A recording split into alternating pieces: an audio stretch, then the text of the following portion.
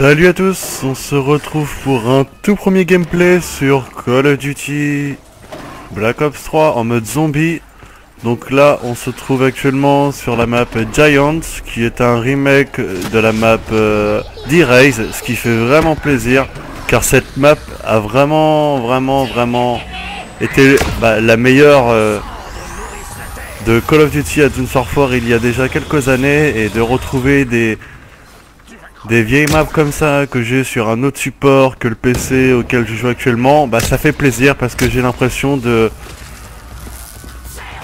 retrouver les maps que j'avais achetées dans les packs d'extension à l'époque.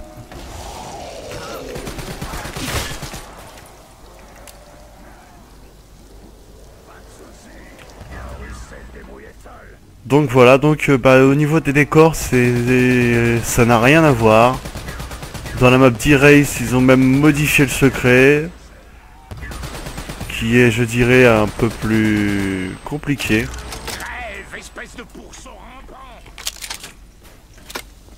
Il y a également, comme vous pouvez le voir, les machines à bonbons qui ont été rajoutées un petit peu partout dans la map. Je trouve ça assez sympa, car à l'époque, disons que quand on avait à peu près un peu de level, quoi, on arrivait difficilement à atteindre les trentaines de manches, 35 manches.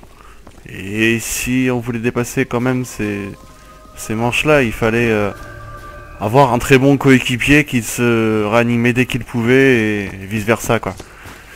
Mais à l'heure actuelle, en multi, disons que quand on n'a pas d'amis, c'est vrai que c'est dur d'atteindre la trentaine de manches.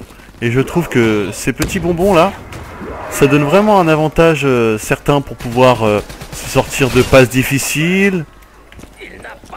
Et même bien d'autres, hein. C'est l'heure de la braderie. Une telle offre est rare. Nous devons vite chercher cette fois. Le mal se presse autour de moi. Regardez. Hop. Ce bonbon là, il fait penser à l'atout que l'on retrouvait dans la map Origins sur Black Ops 2, qui est sans zombie. Ce qui fait qu'en fait on ne peut pas être repéré par les zombies. Merci camarade. Nous sommes meilleurs en équipe. C'est assez sympa pour animer les collègues. Ça aide. Ou de sortir d'une passe galère. Donc voilà, graphiquement, franchement ça n'a vraiment rien à voir. Et la difficulté aussi, autre chose, oui. Donc je trouve que le fait d'avoir des petits bonbons comme ça nous facilite à pouvoir monter dans les manches.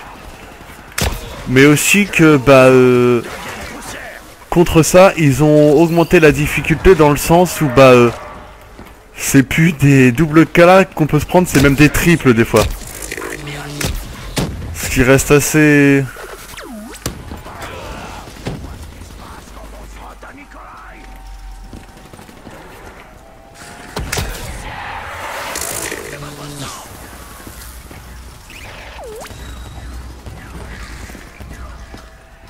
Munitions au max. Il m'appelle.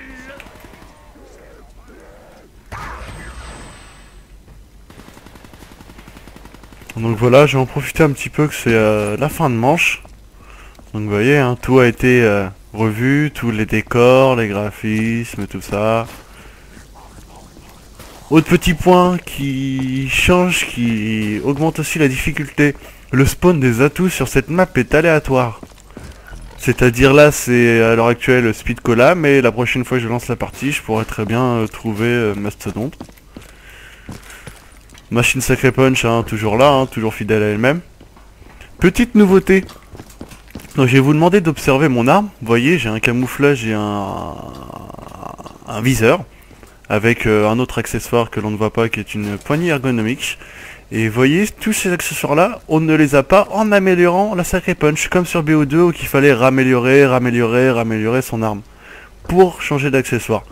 Là non, c'est vous qui décidez selon ce que vous avez débloqué bien sûr, car en fait ils ont pris le principe de BO2 du mode multijoueur, ils ont mis un niveau de prestige d'armes qui fait qu'on débloque des accessoires au fur et à mesure.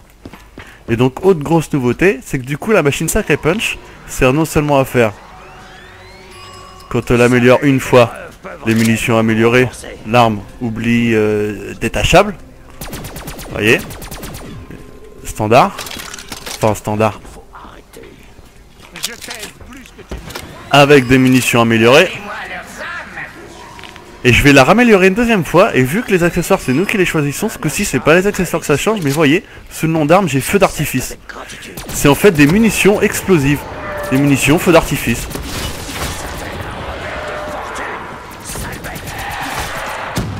Alors après avoir fait plusieurs améliorations, je dirais, parce que disons que l'amélioration de munitions n'est pas forcément toujours la même, c'est également aléatoire, c'est-à-dire vous avez d'autres styles de munitions. Donc celles-ci sont feu d'artifice, il y a également des munitions électriques je crois. Les munitions infection qui, du fait que quand vous tirez sur des zombies, certains d'entre eux deviennent vos alliés, donc les zombies dégomment d'autres zombies, ça peut être assez sympa aussi comme munition. Donc les munitions électriques je crois que je l'ai dit. Ah oui, et il y a également les munitions de vent. Qui fait que ça fait des... Pas à chaque munition, mais peut-être une munition sur 10, une munition sur 15, ça déclenche des kills déclenchent des rafales de vent qui fait que ça dégomme tous les zombies devant vous. Et je trouve ça vraiment sympa car pour les joueurs comme moi qui suivent le zombie depuis World at War, j'ai envie de dire, ils ont pensé à nous en augmentant la difficulté depuis les doubles tartes mais les triples tartes. Malgré qu'ils ont augmenté la difficulté, pouvoir aller plus loin. Désolé les gars, je suis concentré à parler, j'ai fait une erreur. De pouvoir aller plus loin dans les manches et développer de nouvelles stratégies car c'est totalement différent, ça n'a vraiment rien à voir. Je ne l'oublierai pas. Bon par contre je vais me mettre un petit peu à couvert, pas que je joue la campouze mais je n'ai pas le choix. Car en faisant le gameplay, j'ai tout simplement perdu Mastodonte. Et voyez donc les feux d'artifice, c'est dû à mes munitions. Si on a un petit peu de chance, j'essaierai de raméliorer mon arme si d'ici là on arrive à tenir toute la partie.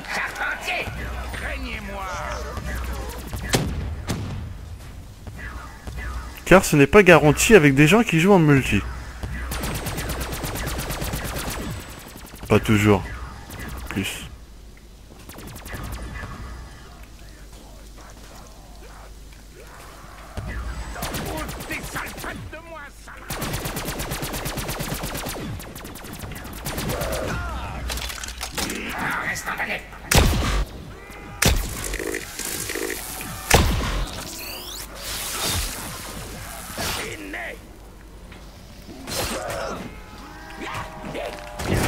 Mais non!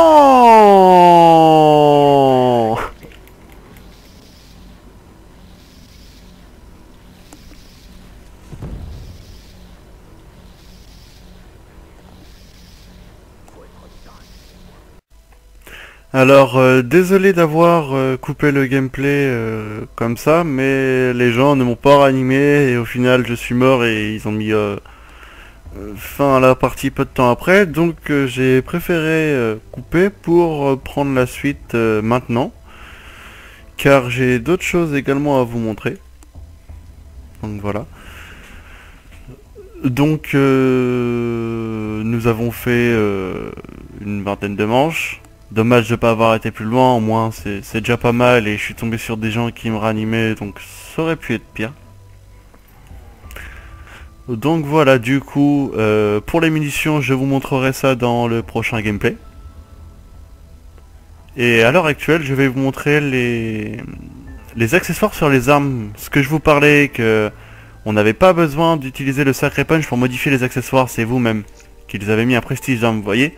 Pour chaque arme, chaque catégorie d'armes, mitraillette, fusil d'assaut, fusil à pompe, secondaire. Tiens, d'ailleurs, j'ai débloqué un truc.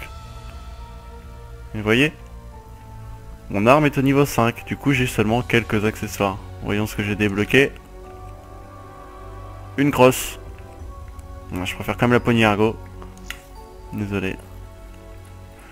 Vous voyez, donc je vais prendre une arme sur laquelle j'ai déjà bien avancé, qui est celle-ci.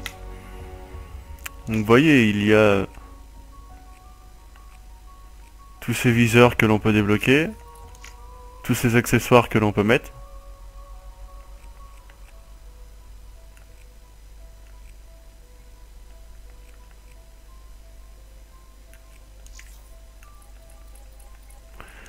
Des peintures. Alors les peintures, ils les ont remplacées par des... Vous vous souvenez les logos que l'on avait dans BO2 sur la carte de profil Black Ops? On pouvait créer nos propres logos et bah là c'est également un menu pour faire la même chose sur votre arme. Voilà. Ok. Et donc maintenant vous avez les camouflages que vous débloquez au fur et à mesure. Hein. Vous voyez, 500 éliminations, 900 éliminations. Bon, celle que j'ai, moi c'est une autre. Moi c'est ici. Car en fait j'ai acheté l'édition Call of Duty Digital Deluxe. C'est-à-dire qu'elle inclut le Season Pass. Et donc du coup en cadeau j'ai trois camouflages. Donc le Black Ops 3 qui est assez sympa. Simple mais assez sympa. Celui-ci qui est vraiment magnifique. On voit pas trop là avec les reflets et tout ça, mais tout à l'heure vous avez pu le constater dans la main, le camouflage était vraiment pétant. Et donc on retrouve le cyborg, je sais pas si vous vous souvenez, mais c'était un camouflage disponible dans Black Ops 2 en mode multijoueur, et c'est vraiment sympa de le retrouver là. Sachant qu'à la base il était seulement disponible sur achat. Oui, il fallait acheter uniquement la petite carte de visite avec le camouflage. Et là, du fait que vous achetez le Season Pass avec le jeu ou après avoir acheté le jeu, vous donne accès à cette petite ce petit rappel de BO2. Donc voilà, on arrive à la fin de cette vidéo. J'espère qu'elle vous aura plu. Mettez un petit j'aime si c'est le cas. Et je vous dis bon game, bonne journée et ciao tout le monde.